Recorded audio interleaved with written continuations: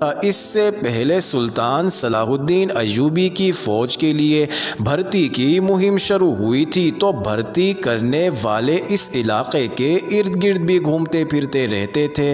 वहाँ के बाशिंदों ने उन्हें ख़बरदार किया था कि वो टीलों के अंदर ना जाएं। उन्हें पुरस्रार आवाज़ों, डरावनी चीज़ों और बदरूहों की कहानियाँ सुनाई गई थी। इस इलाके से फ़ौज को बहुत भर्ती मिली थी, मगर इसके बाद भर्ती करने वाले गए तो लोगों का रुझान बदला हुआ था। सरहद पर गश्त करने वाले दस्तों ने रिपोर्ट दी थी कि गश्ती संतरी भी उस इलाके के अंदर नहीं जाया करते थे और उन्होंने कभी किसी इंसान को उधर जाते नहीं देखा था, मगर अब वो लोगों को अंदर जाता देखते हैं और वहाँ से आने वाले डरे हुए नहीं होते बल्कि मुतमईन से नज़र आते हैं। इसके बाद ये इत्तला मिली कि हर जुमेरात के रोज़ रात तक अंदर मेला सा लगता है और उसके बाद इस किस्म का वाक़या हुआ कि सरहदी दस्तों के 4-5 सिपाही लापता हो गए। उनके मुतालिक ये रिपोर्ट दी गई थी कि भगोड़े हो गए हैं। सुल्तान सलाहुद्दीन अय्यूबी ने जहां दुश्मन के मुल्कों में जासूस भेज रखे थे,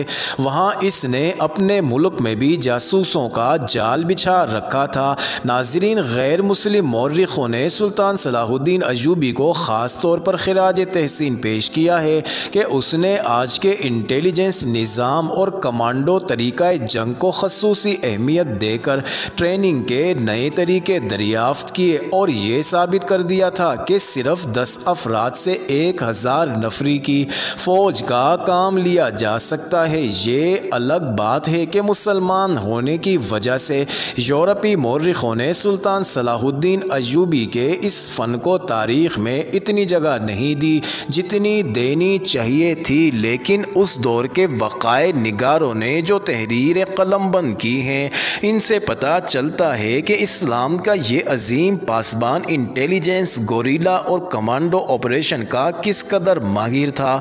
अंदरून मुल्क उसकी इंटेलिजेंस गोशे गोशे पर नज़र रखती और फ़ौज की मरकज़ी कमान को रिपोर्टें देती रहती थी। ये इसी निज़ाम की आला कारकर्दगी का सबूत था कि मिस्र के दूर दराज के ऐसे इलाके की सरगर्मी की भी इत्तला मरकज़ को पहुँचा दी गई थी, जिसके मुतालिक कहा जाता था कि इस छोटे से खित्ते को तो खुदा ने भी फरामोश कर रखा है, मगर मुखबरों ने वहाँ के लोगों की सिर्फ जहनी तब्दीली देखी और इसकी इत्तला दी थी। इन्हें अभी ये मालूम नहीं था कि अंदर क्या होता है। इस इत्तला के बाद 2 मुखबर कत्ल या लापता हो गए थे।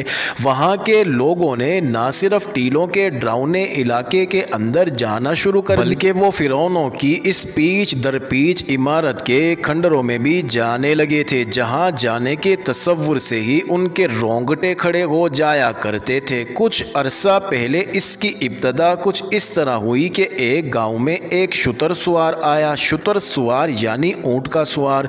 ये अजनबी मुसलमान और मिस्री था। इसका ऊँट अच्छी नस्ल का और तंदुरुस्त था।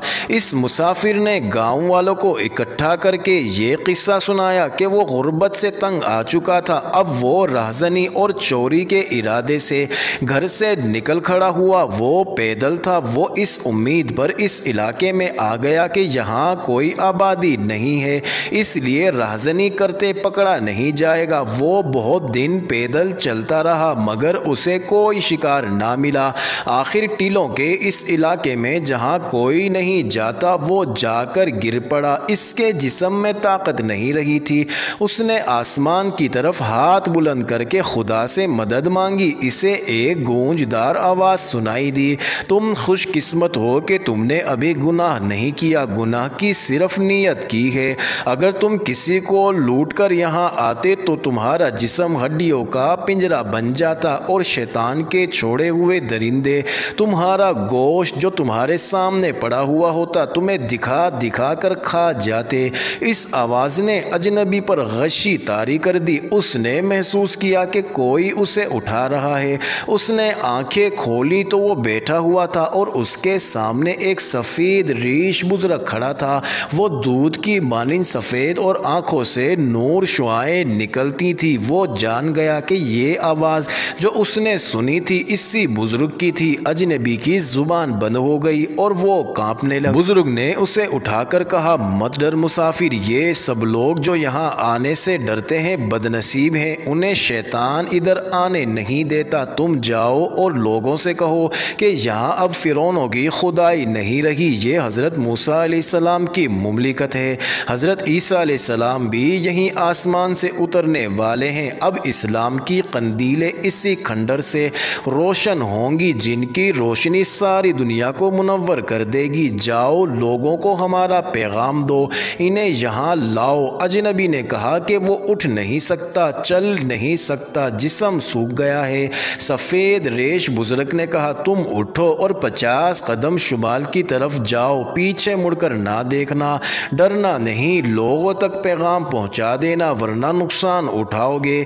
तुम्हें एक ऊँट बैठा हुआ नजर आएगा, उसके साथ खाना और पानी होगा और उसके साथ जो कुछ होगा वो तुम्हारा होगा। अजनबी ने गांव वालों को सुनाया कि वो उठकर चलने लगा तो उसके जिस्म में ताकत आ गई थी।